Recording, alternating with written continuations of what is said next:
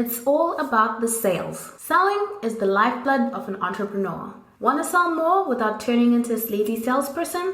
Stay tuned. Welcome to Reinventing Perspectives, the show that's all about wealth creation through a what would Jesus do lens. If you're an entrepreneur and you love Jesus, then this is the place for you. We are going to be looking at eternal principles to inspire us to the next level where we create wealth and make an impact. Are you ready for the power of a kingdom perspective? Thank you for tuning in. Without wasting any more time, let's get to it. The marketplace has changed with the peak of online business.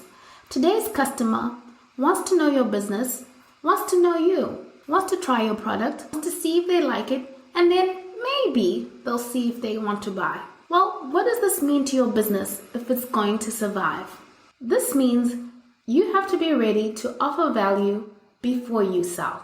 Not just to offer value through selling. You have to offer value before you sell. Basically, give value, more value, then give even more value, and then make an ask. This concept is coined by Gary Vaynerchuk, the author of Jab, Jab, Jab, Right Hook, How to Tell Your Story in a Noisy Social World. Gary basically says, whatever your jab is, it doesn't entitle you to land the right hook. It just allows you to have the audacity to ask. So just because you're giving away value for free doesn't entitle you to make a sale. It just gives you a platform from which to ask for the sale. Most people feel uncomfortable making a sale. But remember, if you're not selling, then it's a hobby. Cannell says, remember that if you're going to make an impact, you need money for your mission. Sales equals money. Selling doesn't have to be sleazy. In fact, selling should never be sleazy because you're not pushing your product on people. Your business is an answer to a problem. So selling is basically problem solving. You're helping your customer solve their problem the best way that you know how. Marketing expert Seth Godin says, don't find customers for your products. Find products for your customer. I'll repeat that. Don't find customers for your products. Find products for your customer.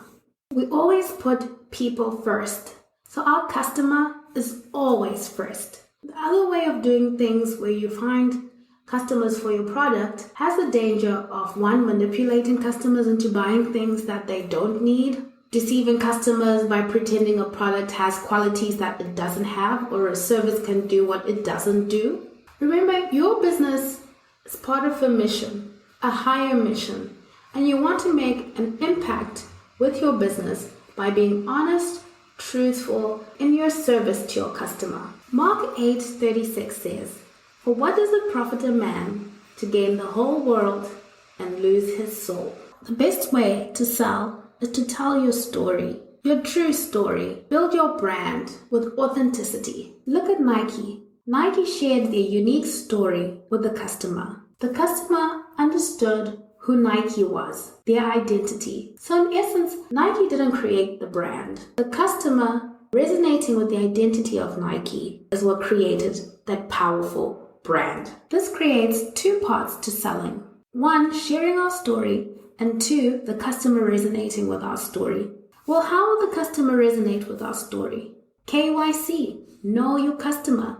What does your customer want and need? And then build a relationship based on listening to what your customer wants. How do you build a relationship with someone? You sit at their feet and you literally ask questions and listen. Tony Robbins says, if you ask better questions, you'll get better answers. This is the only way to get to know your customer. Be able to create a story that's so compelling that your customer will resonate with it.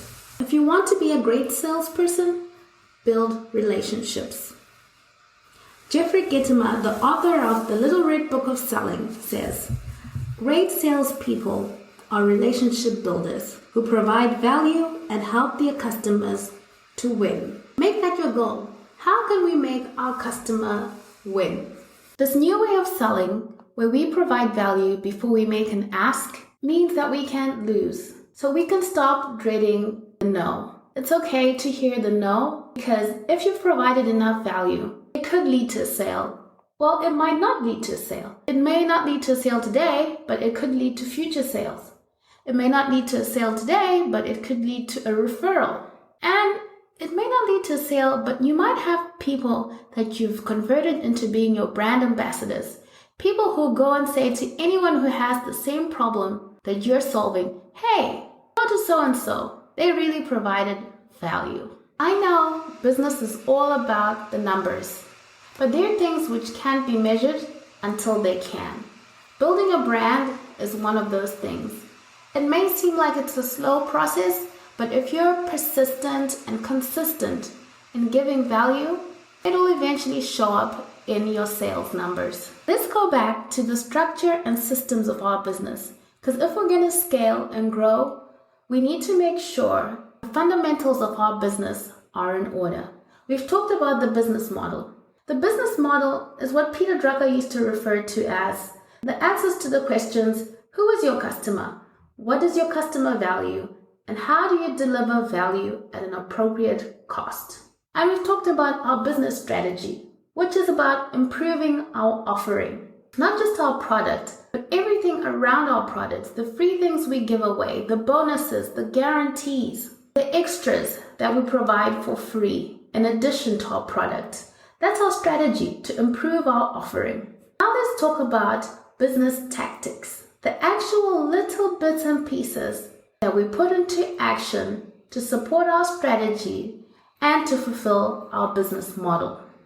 Sun Tzu in the Art of War book says, strategy without tactics is the slowest route to victory, and tactics without strategy is the noise before defeat. I'll repeat that. Strategy without tactics is the slowest route to victory, and tactics without strategy is the noise before defeat. The most important tactic, I think, is to put yourself in front of people who will say yes to your message. What does this mean? Basically, don't sell a blow dryer to a person with no hair. It's just that simple. Put yourself in front of people who have the need that you're able to fulfill. Knowing who these people are comes from understanding your customer and knowing who your target customer is. Who is your target market? If you try to reach everybody, you'll end up reaching nobody. Understand your target market. The second tactic is put yourself in front of a decision maker, someone who is able to make the decision to buy. The third tactic is be yourself. Just that simple. Real people like other real people. People will do business with people that they like. The fourth tactic is show, don't tell. Show them how the product works. Show them how the service works. Have testimonials of people who've used your product before and can say to your customer on your behalf, this product, this service is great. You need to have this. Trying to convince someone who doesn't need your product or can't even make a decision to buy, or being fake or over-enthusiastic, or doing a lot of talking and not enough showing, this is a recipe for disaster. The final point is always employ the 50-50 rule. Spend 50% of your time on coming up with your product and building structure and systems around your business. Then spend the other 50% of your time promoting. You want to be out there selling, selling, selling. Remember, sales are the lifeblood of an entrepreneur. So let's get selling.